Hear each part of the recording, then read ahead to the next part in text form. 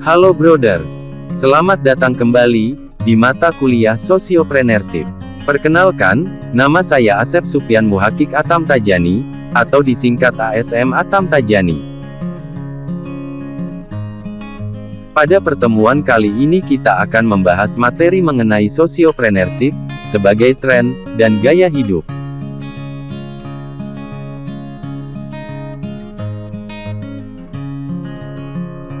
Selamat menyimak.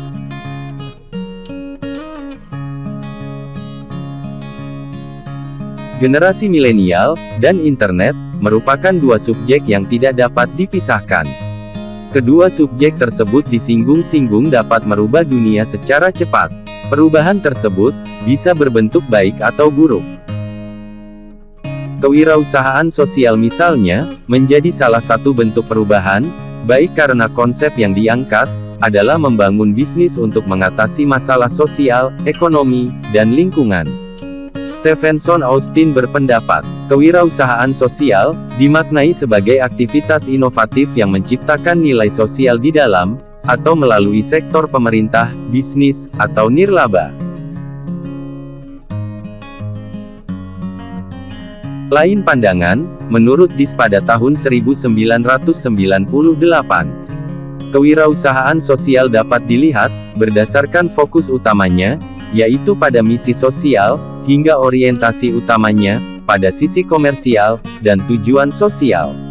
Menurutnya, sebuah kewirausahaan sosial tidaklah harus bersifat filantropis, dermawan, atau bersifat komersial untuk mencapai keseimbangan yang produktif. Sebaiknya, kewirausahaan sosial menggunakan banyak opsi serta berjalan layaknya sebuah bisnis yang memiliki sumber.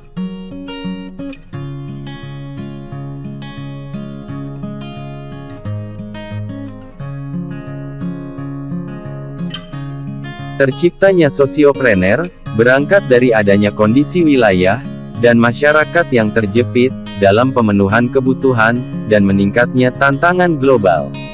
Kehadiran nilai-nilai sosial yang disalurkan oleh Gremenbank, Indonesia Mengajar, Greamdelion, Agradaya, Taman Sungai Mudal, Osiris, dan Banten Farm, membangun kemandirian kepada para mitra binaan yang diberdayakan. Banyak dari mereka merupakan pebisnis sosial di kalangan muda. Hal ini membuktikan bahwa kaum muda punya potensi jika akses kreativitas diberikan oleh lingkungan sosial di sekitarnya.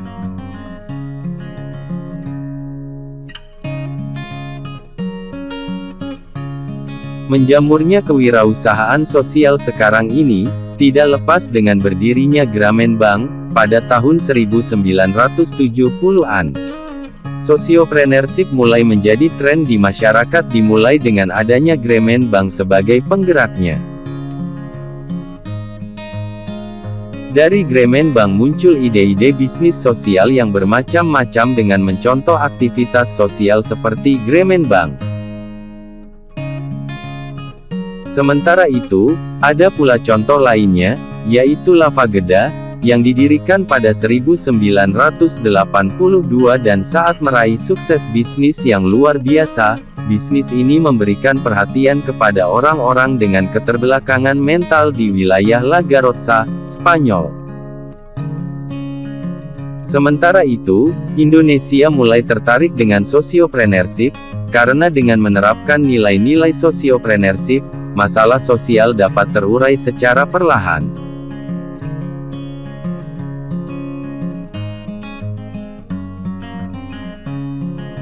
Transisi pemuda, dalam perekonomian yang terus berubah menjadikan pemuda harus cepat berinovasi. Pendidikan merupakan salah satu langkah tepat dalam berjejaring dan menemukan inovasi. Citra populer kesuksesan kelas menengah sebagaimana diperlihatkan oleh negara, dan beredar di media mendorong orang tua mengupayakan anak-anak mereka dapat menempuh pendidikan menengah, dan pendidikan tinggi, dengan harapan, hal tersebut akan mendongkrak kesempatan anak mereka untuk mengalami mobilitas sosial vertikal, dan membuka pintu bagi kerja profesional di pemerintahan, atau perusahaan swasta.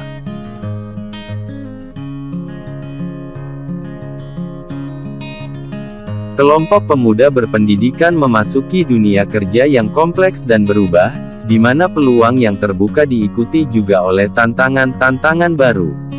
Dengan berpendidikan, kaum muda akan lebih mudah menyesuaikan berbagai macam tantangan baru dalam dunia pekerjaan. Menurut Tirto saat ini, pemuda yang lahir di atas tahun 1980 hingga 1997 disebut sebagai generasi milenial.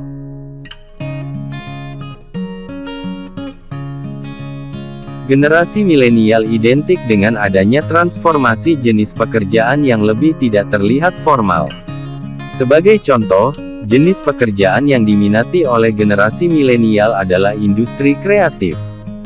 Alvin Toffler, seorang futuris Amerika memprediksi kreatif industri akan menggantikan era keemasan information technology, dan akan menjadi tren bisnis di masa depan. Hal ini mungkin sedang dirasakan oleh para generasi milenial, yang mana kehidupan keseharian mereka sudah dipenuhi oleh berbagai aktivitas dunia maya, misal saja toko online sebagai mediumnya. Saat ini sudah banyak berbagai jenis toko online yang menjual berbagai jenis produk sesuai selera generasi milenial. Tren membeli barang-barang secara online juga turut mempengaruhi perkembangan kultur masyarakat. Dengan adanya toko online, kesempatan generasi milenial dan masyarakat untuk mendapat harga yang lebih terjangkau, dapat lebih banyak dan mudah. Mereka akan mencoba mencari produk-produk yang lebih murah di internet. Selain praktis, mereka akan banyak membandingkan antara produk yang dijual oleh satu toko online, dengan toko online lainnya, atau toko konvensional. Indonesia merupakan negara dengan penduduk terpadat keempat di dunia, dan angka kemiskinan yang cukup tinggi. Pemuda sebagai aktor utama pembangunan di masa datang, memiliki karakteristik yang berbeda-beda. Hal ini dilatar belakangi, akibat dari pengalaman, dan bagaimana mereka dalam belajar maupun bekerja.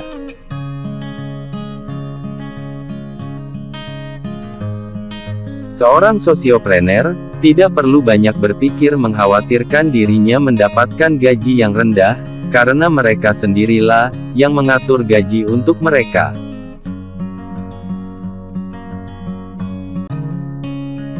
Dimensi peluang dan tantangan semakin berkembang membuat kaum muda antusias mencari dan menemukan masalah apa yang patut untuk dipecahkan. Kapitalisme yang terus berkembang sehingga kadang mengancam sistem ekologi. Seperti prinsip yang dikelola oleh Grameen Bank, bahwa jika bank memburu orang kaya, saya lebih memilih kaum miskin. Jika bank mencari pria sukses, saya mencari anak-anak muda. Jika bank mengincar pusat perkotaan, saya lebih fokus ke daerah tertinggal. Menurut pemikiran Muhammad Yunus, sepertinya memang perlu dikembangkan untuk menjadi sebuah pandangan holistik oleh negara, private, dan civil society dalam menjalankan fungsi-fungsi penyelesaian masalah sosial. Pemuda sebagai aktor pembangunan, dari berbagai dimensi perlu untuk dipersiapkan secara sistematis dan strategis. Berbagai bidang seperti bidang perikanan, pertanian, kelautan, kehutanan, industri kreatif, hingga teknologi tentu harus memberi akses kepada pemuda agar pemuda dapat mengaktualisasikan diri secara bebas sesuai dengan harapan pembangunan dewasa ini. Mereka patut untuk diberi ruang untuk mencoba berbagai alternatif pilihan dalam konteks sosial dan ekonomi. Pada tahun 2017 Beck dalam Sutopo dan Meiji menjelaskan, bahwa individu harus semakin reflektif supaya dapat bertahan di tengah ketidakpastian, dan resiko dalam berbagai aspek kehidupan. Refleksivitas ini menjadi semacam unintended consequence dalam kondisi masyarakat yang terindividualisasi. Menurut Furlong dan Chartmel, 2007 dalam Sutopo 2017. Dalam kajian kepemudaan, transisi pemuda menuju dunia kerja dalam era sebelumnya cenderung fragmented, uncertain, dan insecure. Hal ini mengakibatkan pada pembiasaan diri individu untuk menyesuaikan aktivitas yang sebelumnya belum bekerja menjadi bekerja. Transisi menuju dunia kerja merupakan salah satu fase yang penting sebagai penanda menuju kedewasaan. Dengan demikian transisi menuju kedewasaan di kalangan pemuda dalam menciptakan peningkatan ekonomi.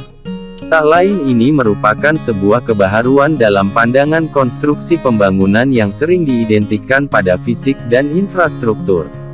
Melihat sebuah sisi yang tak terjamah oleh publik, sosiopreneurship menjadi alternatif pilihan model pembangunan berjangka panjang.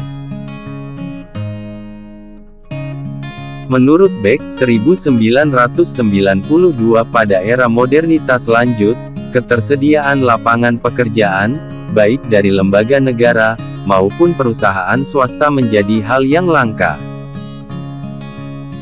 Para pemuda secara refleksif menerapkan berbagai macam strategi guna mengatasi keterbatasan lapangan kerja. Strategi ini termanifestasi secara objektif baik dalam sektor formal maupun non-formal. Hal ini secara teoritis, menunjukkan bahwa sebagai subjek refleksif. Di era perkembangan teknologi yang begitu pesat, kaum muda memiliki kecenderungan untuk memiliki pilihan dalam melanjutkan sistem ekonomi di masyarakat dengan cara mereka sendiri, contohnya membangun usaha bisnis.